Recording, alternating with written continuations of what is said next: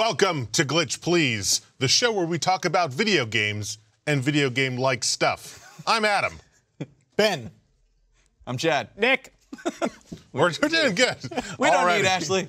It's been a week since we last talked. None of you were here last week, so hello, welcome to the show. Nick, is this your first time on? This is my first time on. Welcome, Nick. Nick, who are you? That is the question, isn't it? Who am I? It's the question I always ask myself. No, I'm Nick. I work at Screw Attack. I do voiceover for Top 10. I previously worked on Death Battle. Yep. Really, Top 10 is kind of my main thing right now. I write and edit and voice that. So that's kind of my fantastic. thing. Yeah. Thanks for coming on. Chad, Thank you. Glad to have you back. Yeah, Ben, thanks, glad to have you away from the faraway chair. It's nice to be here. Before we're going to talk about things like Stardew multiplayer, things like a Red Dead Redemption 2 trailer launching. But before we do, let's talk about what we have been playing. Chad, what have you been playing? It's gonna be the same answer as last time. I'm still hopelessly addicted to Sea of Thieves. What the fuck, man? Really? I told you. Like I don't know. I know I should be burnt on it, but I keep having fun. Like, and there's always a new experience into how I just ruin someone's day, and it isn't getting old for me. Like we loaded in night before last, and we just happened to see a galleon like right as we started, and a Kraken went after him. So we're like, oh no, they got loot. We pull up and just wrecked them, like immediately, and I heard them screaming. They were really, really pissed off. And then we jumped in the water and killed the remaining people. And then there was just a pile of chests. And it turned out they had 18 chests. Jesus. 5 black powder barrels and 4 crates. And there's an achievement for getting 20 chests. They were so close. They were trying to get that 20 chest on board achievement. Oh, we laughed all the way to putting them up, and then we stopped at one island. How does it feel ruining people's day? You know, there's that like little twinge in the back, you know, that you're like, I should maybe feel guilty for this. But that's what the game is about. It's Sea of Thieves. Thieves, right? You're not Sea of Friends. Are you a believer in karma? See, okay, I told my wife this yesterday. She doesn't play Sea of Thieves, but like I explained it to her, and she goes, you need to go like light a candle or like something. Like you need to offset the balance of what you did to those people. Yeah. And I'm like, it's the point of the game. But yeah, we felt, one of the other guys on our crew, he was like, I feel really bad for them. And I'm like, that's why we do this. I felt bad until you saw the money pour. That's why I won't play those games, because it's such bad karma. All you're doing is fucking people over. You're gonna get fucked over. I don't know. I usually have that small voice in my head saying like, this is really bad. You should have felt bad about that. But it's drowned out by that deep guttural laugh that comes along with just how greedy it is. Yeah, I know, right? See, and the thing is, because of people like me, you can't trust anyone. So like, as much as there's that side of me that would love to be like, hey, let's team up. Like, you know, we'll form up our parties together and we'll go do something. Like, in the back of my mind, I'm like, they're going to betray me. Like, so I have to stab them in the back first. But that's the kind of like magical experience that a game like Sea of Thieves gives you. Exactly. Because you never know when the betrayal is going to happen, or if it's going to happen at all. But man, you're wasting so much of their time. You're ruining it. Oh yeah. I don't mind like fucking with people when it's like, all right, I've wasted 2 minutes of your time, but like you're talking hours. Oh yeah, they must have been hours. Like, God. And it's great because you can still hear their mic as they're like dying. So like you always get the like, oh fuck no, like they're gonna get the loot, or like all these last like just screams of desperation. It's just like the cherry on top. I would love it if you died in that game as you were dying, there was a voice effect that got added in that was just like gurgling as you spoke, like you were just drowning. Fucking awesome. They finally released a content map for that too, or for that game, like for releases. Yeah. So I know sometime this month, The Hungering Deep is supposed to come out, and then summer is Cursed Sails, and then later in the summer is Forsaken Shores. And what are those things? There's a whole list of things, but I know that they are constantly updating it. They just dropped a patch that this week added cosmetics. Yep. And your name is hidden when you're swimming underwater, so it's way easier to get up behind a boat and climb up there and that's set that power ball and blow up the ship. Board. Normally, Oh yeah. Anyway. Speaking of, this is totally unrelated. There's a show called The Terror that's about ship travel. Okay. Fucking real good. Okay. Yeah, real good. I'll Ben? just commit to the pirate's life. I'll start watching shows about it. I will become a pirate. It's more of like a voyage show, but like it's really good. It's on a ship, so it's close. I've been playing a similar game that you get with your friends and you fuck with each other in that, but maybe a little different setting. I've been playing Stardew Valley multiplayer. Okay. And that game, we'll get to it more in depth later, but that game is a lot of fun with friends. It's way different. You don't have to worry about the clock. You don't have to worry about like planning out your entire day. You just like, all right, I'm mining today. You go off and farm. You go off and fish, and we'll have a great time. And then everybody leaves the farm, and you go into their house, and you start moving things around. It's great. You can do things like, I think I went and took everybody's furniture and piled it into one person's house, so that way when it got close to midnight and they had to come back, you're supposed to fall asleep by 2 a.m. Otherwise, you collapse from exhaustion. And they're on like the last minute to get in. They walk inside. There's just a bunch of furniture in there. They can't get to your bed. Oh, no. That sounds like some old school like Animal Crossing griefing from back in the DS days. Yeah, it feels like you're just like playing a nonchalant game with a bunch of friends, and you can just mess with them and have fun. You also all share gold, so once you know that you're about to hit that 2,000 gold for that sweet, sweet backpack, You start buying stuff. you just run in and buy the backpack trivial before shit. anyone else can. Is it like totally the same stuff you'll do in single player, but now you have multiple people? Yeah. Pretty much. Is there any changes to that formula at all? Like, not saying that there needs to be, but like, are things scaled up? Like, yeah. any way? So when you create your farm, you can play. I played with a few of the broadcast guys, Christian and Peyton, and our friend Jen, and I hosted the farm. And when you first start it up, you can choose a scale on like how much income you're going to get based off of what you're selling. So if you want to just play regular Stardew with friends, you'll still get the same income for what you're selling. Or you can scale it down. So it's like, oh, we have 4 people. Let's get 25% of what we're making to make it harder. We just went with the usual Stardew experience. You hop in your game. You have 3 different huts that everyone can kind of live in. I guess they're more like the initial cabin. I don't know if you can upgrade them yet. We haven't looked into that. But if you can, your farm's going to get busy real fast.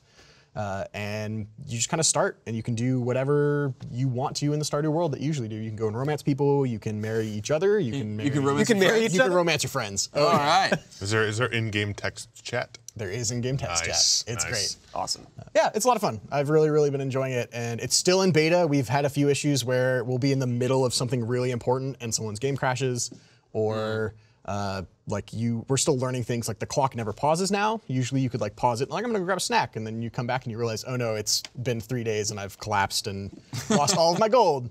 But yeah, it's really, really enjoyable. It's totally refreshed Stardew Valley for me. Want to jump back into that and go from there? Sweet. That's great. Is it something that, for someone that wasn't into the solo experience of Stardew Valley, would that be playing with that with friends? Would that draw them into it? I think so. You don't have to worry about playing so when you're playing single player, usually you want to have your whole day planned out. You want to wake up, you want to water your crops, you want to run out into town, you got to talk to the right people, you have to throw the right items at people, and then you have a good 6 hours to run in and do whatever you need to do. With this, it's just, you can sit down, you don't have to worry about the clock really at all. You can just choose what you want to do and focus on that and have fun with it. Gotcha. So cool. Yeah, I would recommend it. If you have a group of friends that you want to just have a chill experience, you can sit down and mess with each other a little bit, and it kind of feels like sitting down and playing just like a LAN party with friends, where there's no real point to what you're doing outside of just, we're gonna farm and make some gold and probably prank each other and have some fun. So what you should know about Nick is one of the nicest people in the entire world, except for when he plays video games. Except for when I'm not. Yeah, he has a really dark, sadistic, trolling side. So like, be warned if you meet up with him. And If I find a way to screw with somebody, I will. I will do it. Let's start playing Sea of Thieves in Stardew Valley. See what we Please, can we please? So there's a cut to Stardew's farms and everything's on fire. Well, if the section were called what we're gonna be playing, I would say Sea of Thieves again, because they have that $1 Game Pass deal where you get a month for $1. So on Monday, I'm gonna jump on that with some friends. But it's just gonna be for Sea of Thieves. That's all it's gonna be. But what I've been playing lately, though, is some God of War. Had to bump the difficulty down to normal on that because It's hard. It's tough, right? It's hard. Like, I can't tell if it's playing- tough or I'm just bad at video games. I was playing on normal, and I had at least in the early goings of that game, I was dying a lot more than I expected to. Yeah. Oh, same here. Like, I'm not gonna spoil anything because I know there's a lot of people still playing that game, but there's a point where I'm fighting a witch and 2 heavy draugrs. And that was the part that broke me. Yeah. That was the part where I said, I've died 10 times to these things. I'm done. It's even more heartbreaking when you get like this close to killing them both and you know it. And then they hit you with like the unblockable combo where like you gotta go for those witches, man. The Revenants are the worst enemy in the game. Like, they're such a pain in the ass. You always get them to like a sliver of health, and they're like, meh, and they run away and they poison you. It's like, motherfuckers. Yeah, well, like the worst part is I don't know, because like with the draugrs and stuff, it's easy for me to tell when, okay, I can parry this at this moment, and then I get some free hits in. I still can't figure out when that is for the witch. I haven't figured it out yet. I've done it like on accident once or twice, but that's it. So anyway, I bumped down to the normal difficulty, and I beat that fight the first try. Yeah. So I've been playing that, and actually been playing Smash Brothers a lot, because I'm really looking forward to the Switch Prep version. for the new Smash Bros. Yeah, looking forward to the Switch version, and also I've got a coworker, Gerardo, who's going to a big tournament called Combo Breaker, and so I'm trying to help train him up in that game. Best we can. So We play a lot of fighting games over at the Screw Attack office. Yeah, we do. Nintendo said that their E3 floor is going to be all Smash Bros, right? Is it? I don't know about their E3 floor, but I know their presentation is going to feature Smash Brothers. Damn. Okay. It's going to be other stuff too, but I was Smash hoping we'd Brothers get is like big. one other big announcement, like Pokemon or something. That'd be nice. Some Pokemans would be good. Yeah. I could go for some Animal Crossing. I think they'll actually do a Pokemon on console. Yeah, I mean, I think they kind of have to. So we were talking about Pokemon Company said they were working on it. Okay, good. we were talking about this last year or last year, and Feels like a year. They had just sold in the past year. They'd sold 17 million consoles, and I think for this year they want to sell 20 million. So is that the number, right? Yeah, I think 20 it's 20 million. million. And so we're talking like speculating on how they were going to achieve that, and like the way to do that would be a big game like Pokemon. Wait, so like get to 20 million total, or sell an additional? Sell an additional 20? 20. Wow. Yeah. Okay. That's pretty. It's super lofty goal. ambitious. Smash Brothers and Pokemon can do that. Right. Yeah, I don't think like Smash Brothers alone and releasing remasters will do it, but I think having another big tentpole game that appeals to the masses will. So, but we'll see. You never know.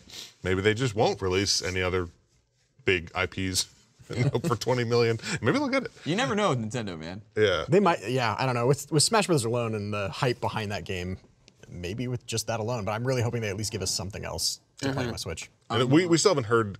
We won't know until E3 if that's gonna like. There's still speculation on whether that's a new Smash Right, Bros. or or a port. Yeah. But I think it's I was like, I just had the impression watching that it was a new game, but everyone's like, it's gonna be a port. Well, I don't want to put this out there, but like I really just got the feeling from that it's gonna be we're gonna take Smash 4, we're gonna put it on the Switch, and we're gonna give you like maybe some new balances and some new characters, maybe a few new stages. I feel like I disagree. I disagree. The reason I think that it will be a new Smash Bros. Is because with other remasters, like with Mario Kart and stuff like that, they've been upfront about it. They're not trying to trick you. Yeah, It's like, why would they let us toil for months over whether the fact it's a remaster or not? If they would just tell us. They'd be like, it's a re-release. It's the deluxe edition. Yeah, or something. there's some like aesthetic differences that they've already shown in the trailers and stuff. And it's different enough to where like I'm now in the camp that thinks it's going to be a new game. And not I a would port. love that. Maybe DDD will get some good love. Just keep my Ninja DDD. Frog in there. Yeah, that's right. If there's one thing I actually want, and I might be in the minority with this, I kind of really want a story mode again. Oh no, you're not, dude. I want that too. Yeah, I love the story mode. It's great. Just make it like Subspace Emissary, but better. Because the thing that made that fun in Brawl was the cutscenes. Playing it, I thought was really boring. But I like the cutscenes stages. were- And, yeah. Yeah. When that game comes out, I want someone to teach me how to Smash Brothers. Oh, come on over to our office. teach you how to We'll Smash get you Bros. trained up, cool, man. cool. Because Absolutely. I'm Got you covered. not good at it, but I want to be good enough to beat my friend. Okay. Oh, we we can will get you definitely do that. We'll get you there. Perfect. All right. I've not been playing a ton. I'm in the middle of buying a house, which is apparently time consuming. Yeah, that sucks. Congrats, though. Thank you. But I have been wrapping up Blood and Wine. I know we're all tired of hearing me talk about that. There's not too much else to say other than I'm getting there and I really fucking like it. It's so good. Aside from that, last week I talked about it briefly, but I got something called a sub pack. And what that is basically, there's two versions, one that you strap to your chair and one that you wear as a backpack. Oh, I do know what that is. And I do know what that is. basically it has transducers in it that you run your audio through and it pumps bass through you. It doesn't make noise like a subwoofer would, but the point is that you're able to feel like you're in a concert setting or feel the music or whatever audio you're listening to. Does this just work with any game? You literally it's just run audio through it. You just run an auxiliary in or Bluetooth and that's it. And did you get the backpack or the chair? I got the chair version and there's a reason for that, which I'll talk about. Imagine Killer Instinct with that. But Yeah, I know. so yeah, like I'll be honest, it's something I've been keeping my eye on for a while, and I talked about this many podcasts ago, and someone linked me to it on sale, and it's a $300 device, and they linked me to a sale for it for $80. Oh, whoa. That's super worth it. Right, and then I got it, and I tried it out, and it's the moment I tried it out, I was like, I need to get a second one of these just to have. I went to the site, which was a sale on Bethesda's website. The site was down for renovations. It just came back up today. The sale is gone. There's no more stuff. Yeah, so like ever since I got it, I've been wanting to say where I got it because it was on sale, but it was sold out. It was gone. So real shame. Teasing us. So I got questions because you've seen so many of these like gimmicky type of things that have popped up in vests and whatever, and like every time like it's like this is the FPS jacket, and so when you get hit, you feel like a little rumble in this area, right? And like every time, it's never like done it for me. This is different in that it's not taking like it's not like positional haptic. Okay. It's just taking the bass and pumping it out in its transducers. Okay. And it feels amazing. So the first thing I did was listen to music with it, and I was like immediately blown away. Like if you close your eyes, you can imagine yourself at a concert or whatever. Like it's so tactile, and the way it like reverberates through you, like it's not just in your back. It's like throughout your whole torso. It's fantastic. Okay. I also loaded it up in games. I did things like Elite Dangerous, which that's a good one. Yeah, like it's very like ambient, but then the moment you spin up your engines, you feel like the rumble, and it's like it's really immersive. It's really immersive. So you're really enjoying it. I love it. Sorry, my contact just went wonky. Things like The Witcher do not have a lot of bass. So playing that is like I don't really get it until you do stuff until you get into combat, and that's like the clanging of swords, or when you like cast a sign.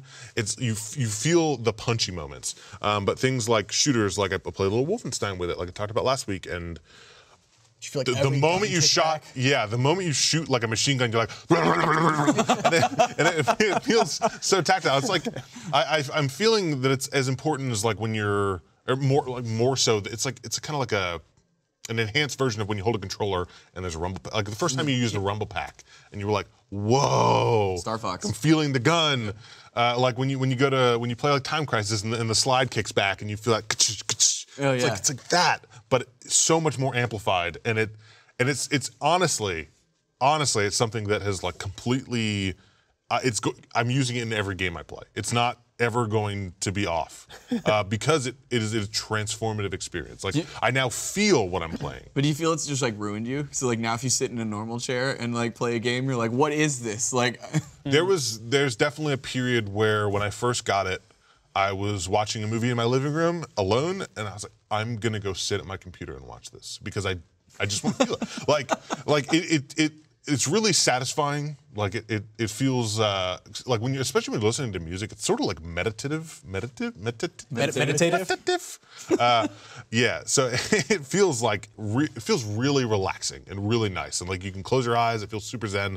And there's definitely parts of me that like don't want to stop listening. I brought it to work a couple days because like, I just want to listen to work and listen to music and work. No, it's great. Bring it to Screw Tech. Hit me up the next time you have the chair here because now I have to try it.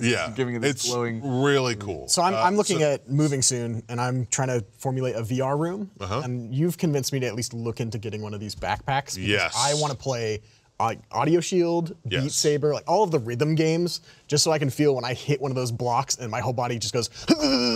Very cool. It'd be great. You are going to be so immersed and sore, very sore. So and then the cool thing is before you even like load up a game, you can watch a gameplay video and just feel how it's going to feel. I was like, I was like, oh yeah, this is a game I want to play. I tried out Thumper before I bought. I bought it yet, but I was like, this is going to be a cool game. Like the name tells you, You're it's right. going to be a great. You're literally feeling out games. Yes, literally. That is so awesome. How does Lucio's poops feel? I have not played Overwatch. That's what I want to know where they think. I bet you they'll fall. Oh, when he drops the beat too, it'll be so good. All right, Yes. yo, Lucio chair. Any game with like good like electronic music, fantastic. So there's a couple weird things about it. The seated version, the one thing is you have to lean back into it. Right. So Sure. if you like to sit up like this and play your games, you're not it's not going to work for you, Right? Unless you have the backpack version. The other weird thing, and that's not a bad thing. It is really comfortable. Like the pad itself is super comfy, and it just feels like lumbar support. So I haven't had a problem just kicking back on it. But there's definitely times where I kind of feel like sitting up, and I'm like, I can't. So minor problem.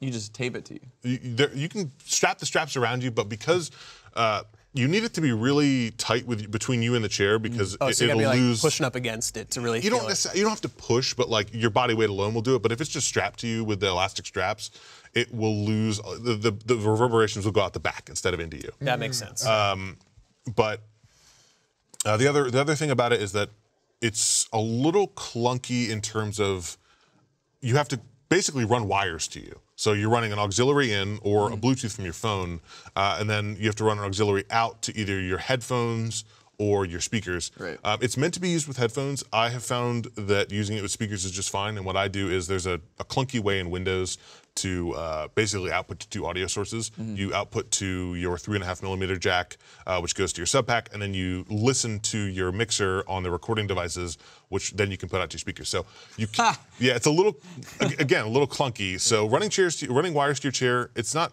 the end of the world. I got a couple of little clips that go to the bottom of my desk so that I don't pull them out or trip on them. So it runs fine. It's a permanent setup in my chair, but that can be a little weird. Can it work on the console? Yeah, so it's just a 3.5mm jack. Is that all it needs? 3.5mm, yeah. So like if there's a couple things you can do. If you're sitting at a desk, like you can just run it out of the monitor or a TV headphone port into the thing, and then you can run it into your headphones. Or if you're on a PS4 and you want to be like, at your couch, I think the Xbox has this as well. But if it has the audio jack out, you just run that into the little control panel and then run it into your headphones, and then you're good. And it is wireless. So, and I mean, it has a battery pack, so you don't have to be plugged into power. And it has about 6 to 8 hours of battery life. I haven't run it down. Wow. I haven't, like most of the time I'm plugged in, but there are times where I just lay down in bed, listen to music.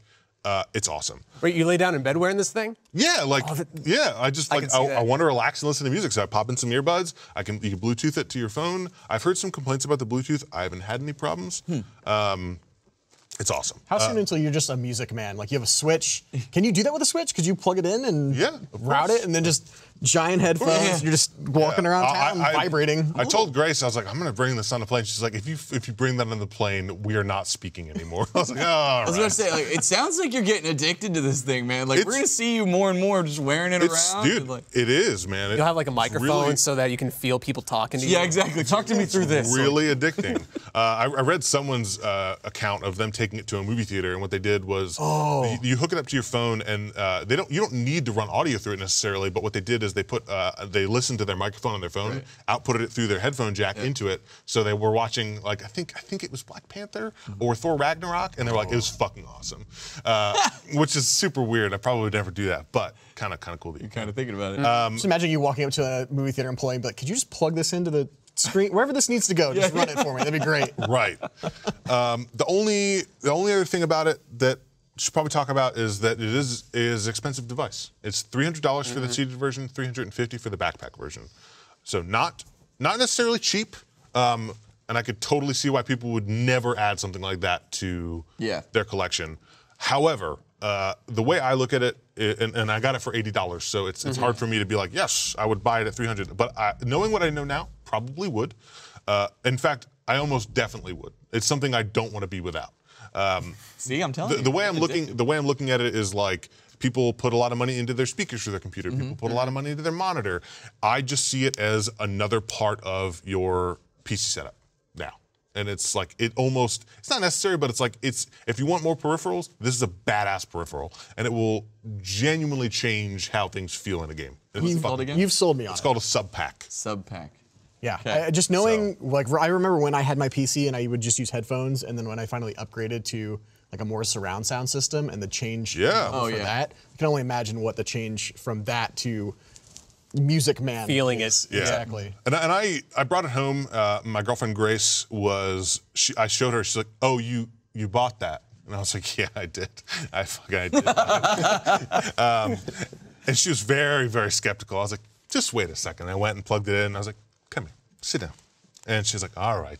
And I put on, there's a bass test, which is just to feel the bass boosted thing. She sat down and she was like, oh my God. Just like, so how much is this? And now she's addicted too. Yeah, she loves it. Like normally she'll humor me and she'll try out the VR. She'll try out whatever I got for like a second. This was like 15 minutes, and then the next day I was like, you want to listen to another song? She's like, yes. Oh, nice. So she's into it. So like if you get a chance to try it out, try it out. I can already picture my wife's face if I brought that home. Like I can see it so clearly. The skepticism and then you bought what? I get it. I understand the skepticism, but it's one of those things you do have to try to like. You have to feel it. All right, you bring it in. I will. Yeah, no, please. totally. I would love to try that. I will. All right. Well, is anyone else been playing anything else? That's Not pretty much really. it. Not it. That's All right. what we're about to jump into. Nobody can beat you we playing don't- in your chair, man. We don't have.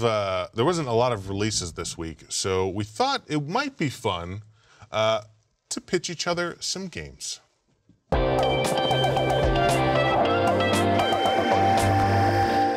right. So I'm sure there's all of us have had games that we've played that not many other people have. Things that maybe have flown under the radar, or that just for whatever reason your friends haven't picked up. So why don't we pitch each other some games to fill the gap in hot new releases, to fill our void. Okay, let's do it. Do you want to fill each other's voids? Ben?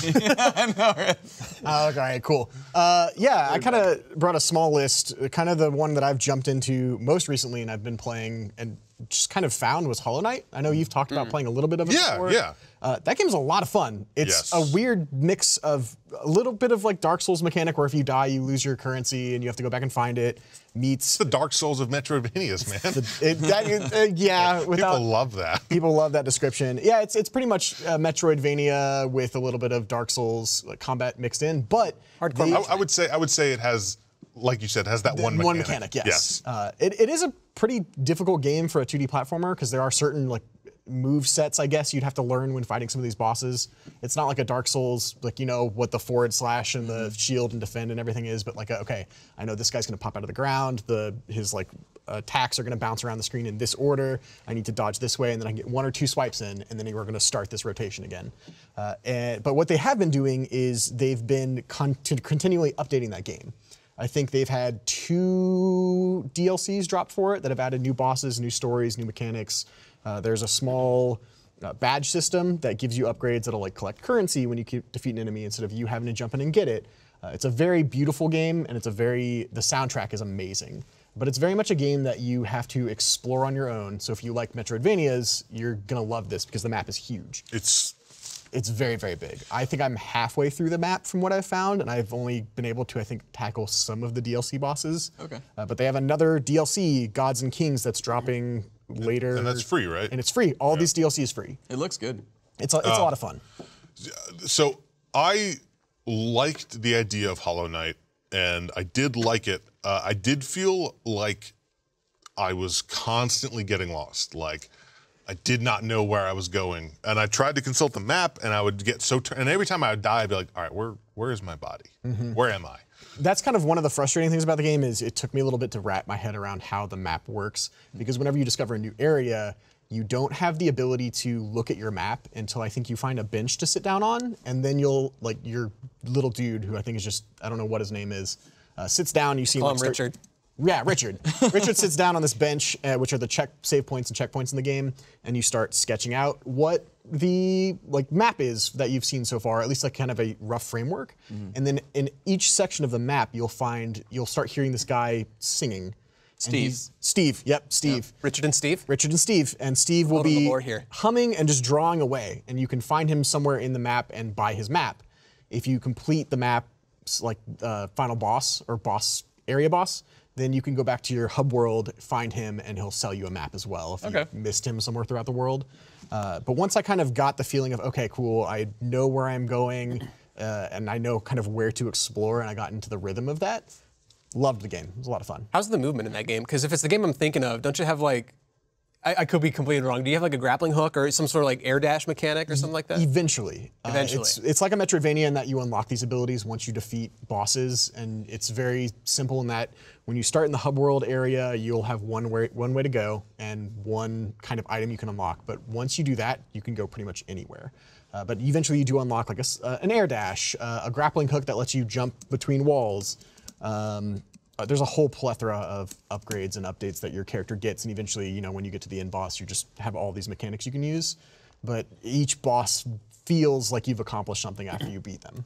You know what would really sell me on this game is if you can convince me that one of the boss fights is just like really stellar. Is there like a really standout boss fight? There's a few of them. There's a lot of boss fights that are just a lot of, okay, like there's one that I'm currently on right now that I'm a little frustrated with, but it's just called the Mantis Lords. And you go through this whole Mantis village. It's all bug themed and whatnot, but there's Basically a dark version of A Bug's Life. Pretty much, yeah.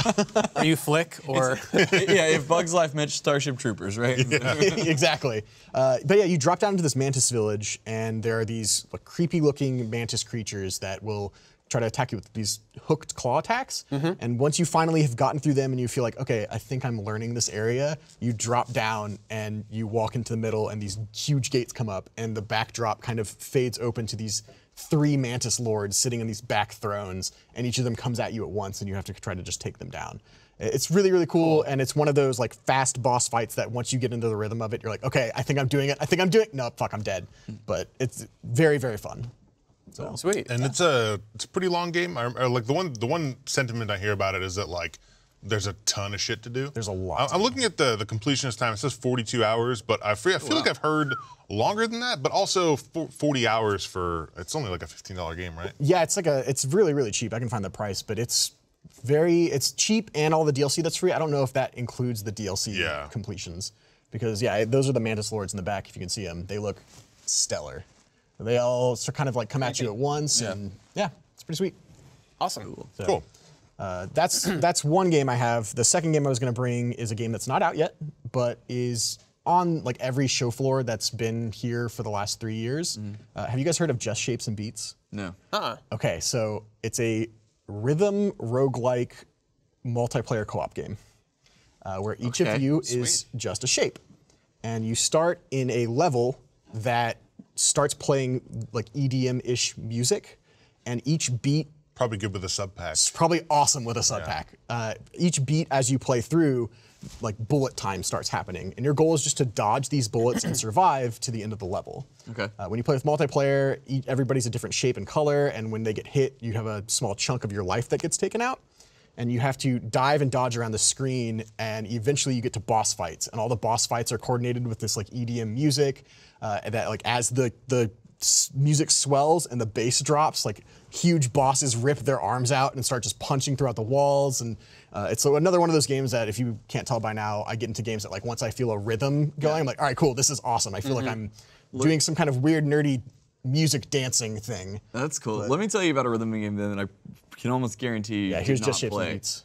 and Beats. A game that has like I like it when they have like a rhythm aspect to it, right? And so it's for the Ouya, and it's called Fjord, and it was developed by Kim Swift. Okay. So like we checked it out. I did a review on it. I actually really enjoyed the game. And like you basically keep climbing up this tree, and like then you go back and everything gets harder, and you get loot, and then when you die you can lose some of it. But all the attacks are based on rhythm, and it's got this whole like it's like if Vikings and 70s funk came together. I'm looking at images right now. Dude, it was actually really fun. I really enjoyed playing that game. But nobody knew about it. It came out on Ouya and then swiftly died. I wonder if it ever made it to Steam now that the Ouya is no longer a thing. I bet it's somewhere on there. Yeah, there we go. Yeah, Soul Fjord, man. Oh, yeah, Brian pulled up my review, or whoever did. It's only on the Only on Ouya. All right. Speaking of only on Ouya, this game. That's what I was going to bring up. Damn it. That was going to be my sleeper hit. All right, that's fine. Go ahead. There was a game that we discovered on Ouya back when we were just dinking around with that on our live stream years ago. It's called The Amazing Frog? Question mark. There's a question mark at the end, so you have to pronounce it correctly. It is an open world, multiplayer sandbox. It's so good. Where you're just a bunch of anthropomorphic frogs that you can dress up like Spider-Man and Batman, Ninja Turtles, because screw copyright infringement, right? And you just run around the city. You just kind of figure out your own objectives. There are cars to drive, trampolines to bounce on. They steadily updated it for a while. And is it only on Ouya? It used to be. Now it's on Steam. Oh, here we go. Is this it? But it's, I would say it is best played on an Ouya because such a weird game like this needs to be played on. It's impossible. No, Dinky little console. it's so much better on Steam. So I played. This is footage from when I played with Achievement Hunter, and so we've actually done 2 videos. One's on the Game Attack channel. One's on AH.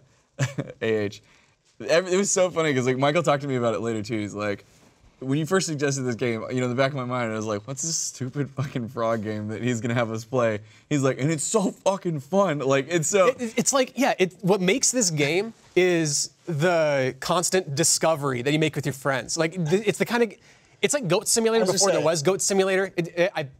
Honestly, this game holds a special place in my heart over Goat Simulator. It looks amazing. It is. Like, you run around, you're just like, what's this cannon? Can I get in this? Yes, I can. What are those blimps? Can I get there? Yes, you can. I love. And so you set your own goals and you just try to discover new places. We literally discovered Narnia. Oh yeah. There's some random closet we went into there and it straight up just takes you to Narnia. This looks like Goat Simulator, the multiplayer weird frog spinoff. I love the text flying at it. Yeah. They fart all the time and they fall over at random. Like it's just playing with physics as frogs and it's so much fun. And you'd be surprised at how much the developers Fiju at how much he's added to this game. So like we walked, like we played this for so long in the city, you know, we're going around and then suddenly we discovered there's a pool and there's a shark in it in this one little area. Or then we go down into the sewers and we're like, there's sewers? And then there's zombie frogs everywhere. And then we solve a bunch of challenges. Like we just kind of followed this like kind of puzzle that we were doing. And then it took us on a rocket that shot us to the fucking moon and then let us go around with like lunar vehicles and crap. Like, that sounds like amazing. Breath of the Wild, people give that game a lot of credit because of the sense of discovery. Let me tell you all. Okay. It's nothing compared to The Amazing Frog. yeah. So Breath of the Wild. Breath of the Wild. Amazing Frog. The Amazing Frog. I'm telling you, like it's all about discovery and doing it with friends, which is something you cannot do in Breath of the Wild. And one thing I love about this game is the impeccable sound design because there's this awkward, there's this awkward silence the whole time, except for when you run around and the little feet, the froggy feet slapping sounds like with every footstep, with every frog, every foot. It's the most amazing thing ever. Well, you guys cannot recommend it highly enough. I'm missing out on a soul-changing experience. You have to play with friends, but like the weirdest shit happens, dude. Like so, It's our goal. $15.99 on Steam, by the way. Yeah, our goal is to get outside of the wall. You're essentially like in an Attack on Titan city, which is based on Swindon in the UK.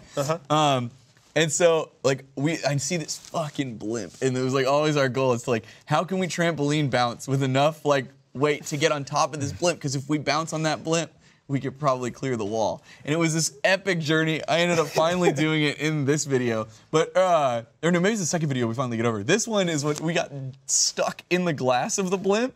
And then like, oh man, there's so much just broken, wacky shit that happens in this game. So like, just grab some friends and just fire up Amazing Frog and you will have a blast. It looks awesome. Incredible. Yeah. That's really cool. Incredible game. You mentioned a Kim Swift game, Fjord. Yep. I'm going to mention another Kim Swift game called Quantum Conundrum. Oh, yeah. That's one of my I lists for a always while wanted to play that. Yes, well, I don't even have to pitch it then. Quantum Conundrum. So Quantum Conundrum came out briefly after Portal, maybe a year or two. Portal. And it is a really cute and bubbly puzzle game. And the way that you solve puzzles is by utilizing alternate dimensions. And to do that, you switch between them. You go to, there's 4 different ones. There's the fluffy dimension. Objects are 10 times lighter than normal. I think the heavy dimension, objects are 10 times heavier than normal. Right. So you can either pick up objects that are really heavy and throw them around to navigate, or you can use heavy objects or make objects heavier so that they won't get destroyed by laser beams. There's the slow dimension where things are slower than normal, and then the reverse gravity dimension where things are up is down and down is up. I was wrong. So it sounds kind of generic, but it has a lot of character to it. It's been so long since when did this game come out? It came out in 2012, so about 6 years. Longer than I thought. Yeah. So actually, many years after Portal. It was like a year after Portal 2. Yes, and I guess I was just still really hungry for. And Kim Swift also worked on Portal. Yeah. So, so you can trust this is another good game. It's only I want to say 6 hours long, but fantastic little puzzle platformer game. I really had a lot of fun with it, and I didn't really hear too many people talking about it. I'm pretty sure it was free on the one of the Xbox Games with Gold. Yeah, Was not it? too long ago. Yeah, I so I downloaded have it. it now. Oh, great. then play it. I'm already sold on it. It's $9.99 if you want to just $10. right It's out. so worth it. So worth it. So much fun and also so cute. And there's one cute character I cannot remember. I think it's a little bunny thing. Very cute. If you like cute stuff, they got it. And puzzles. All right, you guys got any other games to pitch? Yeah, since they kind of grabbed the I Amazing see. Frog, which I was going to talk about. It's okay, I got another one for you guys. So there's a game called Lethal League. Oh, okay. I have played this this game. Yeah. So imagine if you took Smash Brothers and put it in a box. So you have 4 characters, and instead of being able to actually attack each other, there was a baseball, and you all have to hit the ball back and forth. Once you've hit the ball can no longer damage you, but it increases its velocity as people are hitting it, right? So if you knock the ball at me, I can smack it back, and now it becomes my ball. But you got 4 people in this arena, right? And so what's great about it is they implemented this just really good feeling hit stop mechanic. So as the ball starts going faster, when you catch it, it's like a Dragon Ball Z like hit stop moment, and then it releases even faster. So the cool thing about it is you see the boombox at the bottom of the screen. As the decibels fill up, that's when the ball is going to release. So when you get the really, really badass hit stop moments, you see it slowly filling, and you basically run and jump and try and perfectly time when the person's gonna release. So you start hit stop trading. Every character has their own like unique ability. Like The gator can like skate on the walls or something? no, somebody else can. the robot with the skateboard, Switch, he can skate up on the walls. The alligator, Latch, I think is his name. He can hold onto the wall, but they all have specials, right? So Raptor, who's the character I play, you can basically when you're in a hit stop, you can press your attack again and then change the direction of where the ball is gonna go. Latch puts the ball in his mouth, which is fucking terrifying because it could have insane velocity, and then he's just walking around with it in his mouth, and it's in like, his mouth. oh god, when's it gonna release? He just did it. Yeah. There you go. Oh, wow.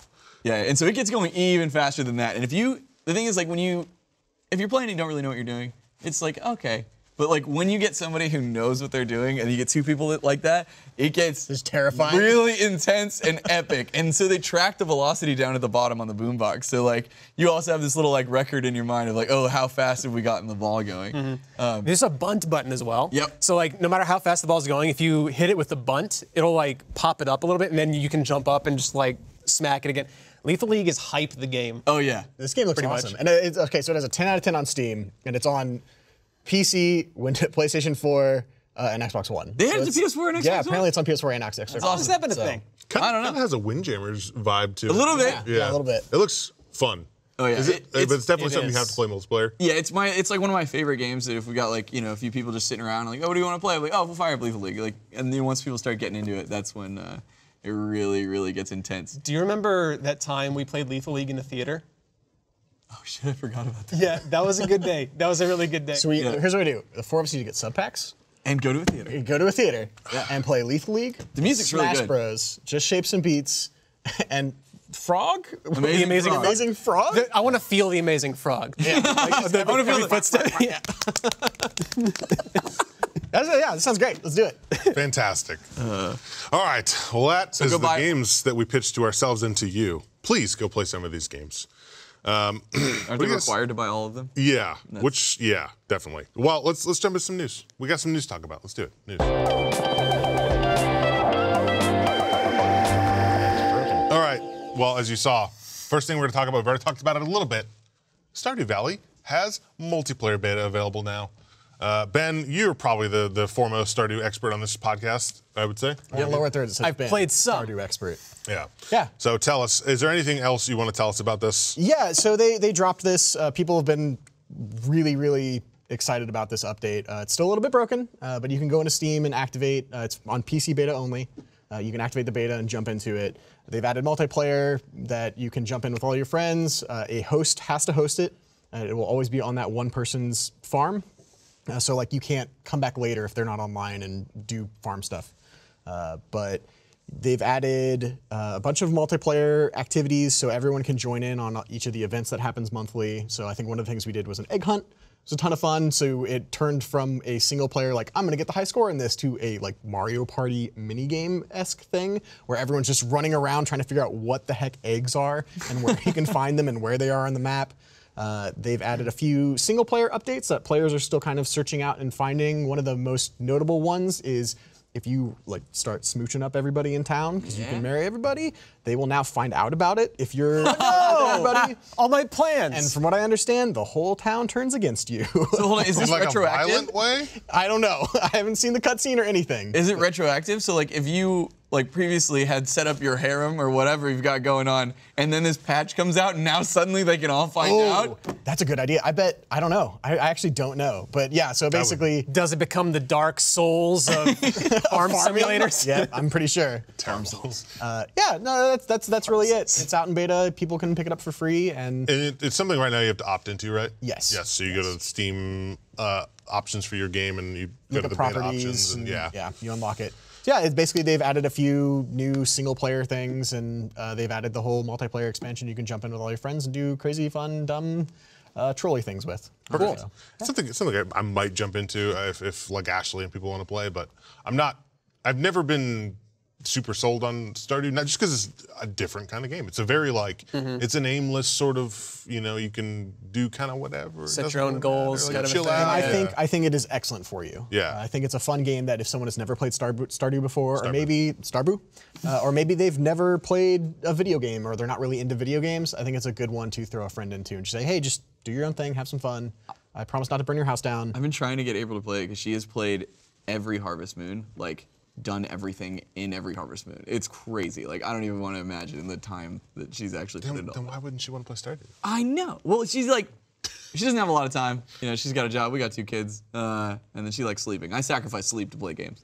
Life is hard. Eventually you have to make those choices.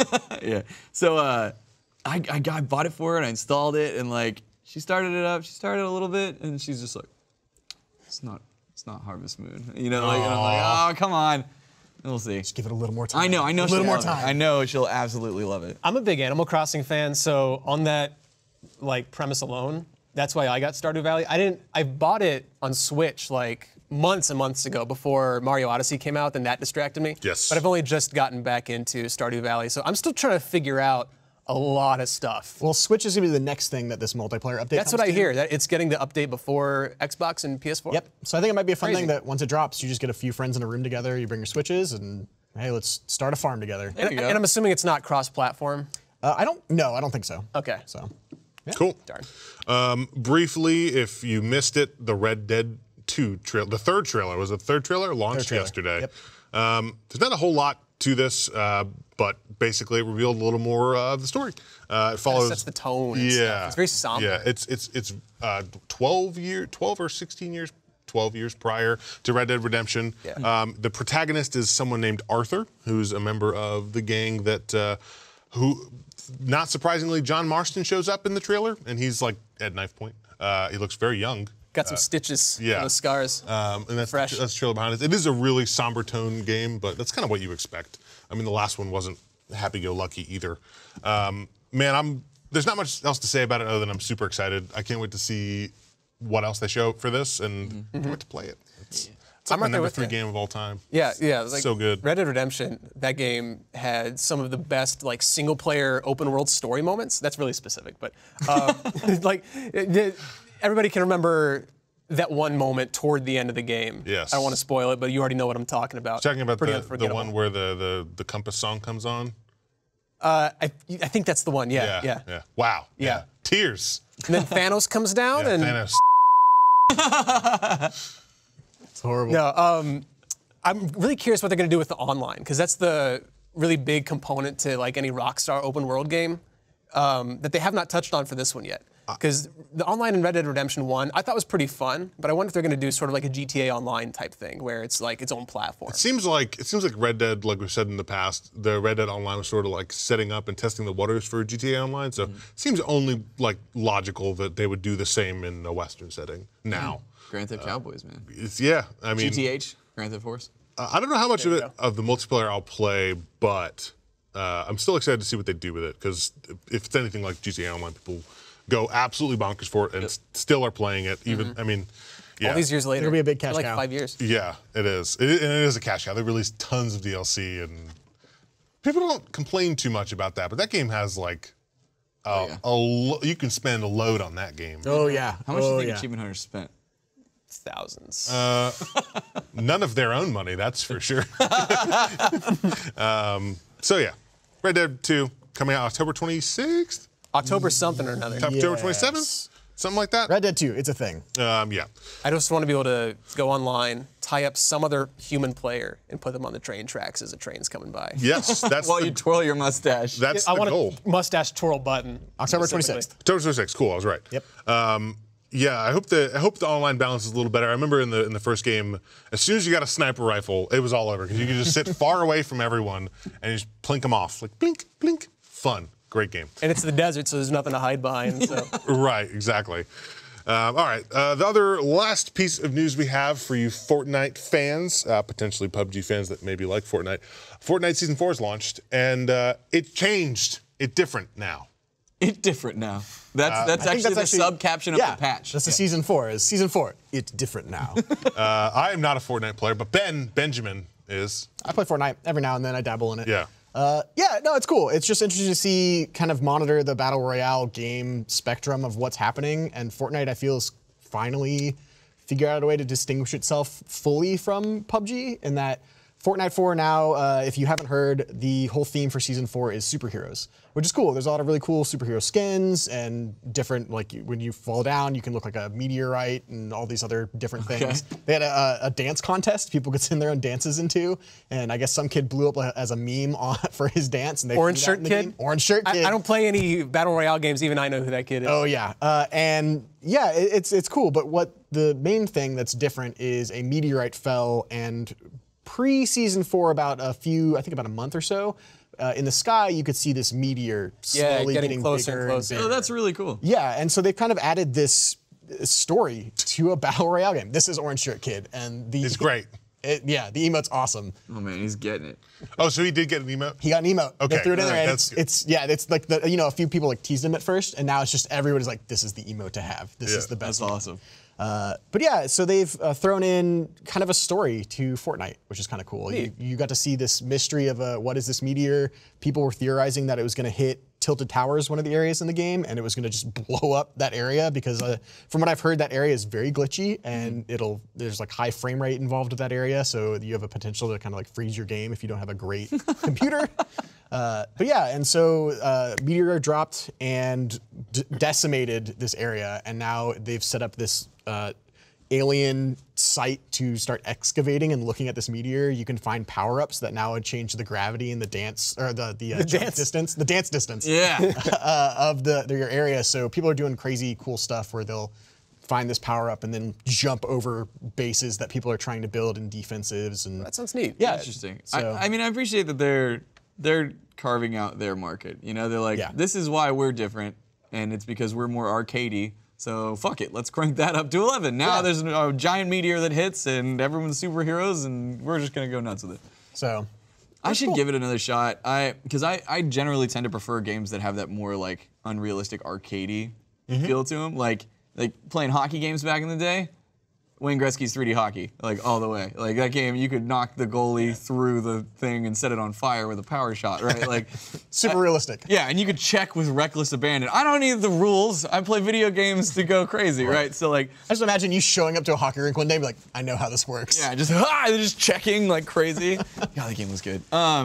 So like, I normally enjoy that, like, but like I play PUBG first, and so then I tried Fortnite because I heard everybody was talking about it. And Right. Torian plays, and so I was like, all right. So I log in, and I'm like, okay, I get it. Like, wow. First of all, look at all this polish. That's nice. Haven't seen that in a while. So, everything looks nice, and the destructible environments are cool. But like the building mechanic, I wasn't really hot on, and that I think is what turned me off of the game a bit. Because like I know you can play it without building, but you see the people who are really good at the game, like they have macros that quick, just yeah. they hit a Building button and they super have a fast. tower. Yeah, exactly. And that So- seemed to be the main thing that distinguished it from other Battle Royale games. Right. So it's kind of like something you have to learn, and pro players know how to throw barriers and whatnot almost immediately, and how to get the height advantage on players. Right. But yeah, it's cool that now it seems that Fortnite is going the way of one map that is constantly changing every season, or at least that seems to be what they're starting to do with Season 4. And PUBG has the multiple maps that you can choose and see what you want to do, and it's the more about tuning your gun and fine-tuning what you want in a game. So, but you said you've never played a battle royale game before. No, I haven't, and I'm wondering if I should like even it. bother jumping in at this point, or if it's. Well, there's gonna be like 70 like- to choose from. Well, yeah, that's the thing. Like this all started back with DayZ. I got DayZ, almost played it once, and then H1Z1 came out, and then H1Z1 kind of made the battle royale thing popular. Then PUBG came out, then Fortnite. I feel like There was Warzone whenever I, Then culling. yeah, that too. Culling, yeah. The calling, like all these Which games, now that's like shut down, right? I think their servers are gone. I think I could be wrong. the whole game just gone like that. Damn. But I feel like if I were to jump onto Fortnite right now, it would just like immediately be replaced by something else weeks later. What was the? Well, there's the joke. Everybody's like photoshopping all the like new battle royale games that are coming out at E3. Because like that's it. Yes, It's like, it is the hot thing right now. Everybody's making a battle royale game. Where if they have an existing game, they're making a battle royale mode. They made a fake leak where For someone, sorry, go on. So it's the only thing I remember from that fake leak was they had one that killed me. It said Yoshi's Murder Island. Yeah. I want to play that. I know. I mean, it's kind of a bummer for someone who doesn't get too much into like multiplayer PvE or PvP games to know that this E3 is probably going to be so heavily that. But I'm happy for the people that like it because people seem to be going fucking crazy for Fortnite. I know Yakuza 100 also looks like it'd be a lot of fun. Like the last of 100. Red Dead Royale, PUBG 2, Half-Life 100. Let's skip 3. So. Does anyone still play the PvE Fortnite? Is that dead? I think it's still a thing. They're updating it with this season 4. They've added more to the game, so maybe there's still a player base for it. It's still $40, which is a lot more expensive than Free. Right. They should put in a way in the game for you to unlock the main game. In the free version of the battle royale, like you should be able to like earn enough gold, save or up whatever your you credits or whatever. Yeah, the battle royale saved that game. The way they make money now is just I think it's $9.50 every season. You unlock this new battle pass that as you like crank through goals and different like benchmarks, you unlock more cosmetics and other things that you'll automatically know you'll get as long as you keep playing the game. Gotcha. So, Yeah. Well, that's cool, man. All right. Well, that's going to be a short and sweet podcast. Thanks, everyone, for joining us. Nick, thank you for coming. My pleasure. Chad, thank you. You can't get rid of Ben, thanks. Thanks to you guys for watching. Stay tuned for the New Game Plus post show coming up next tomorrow.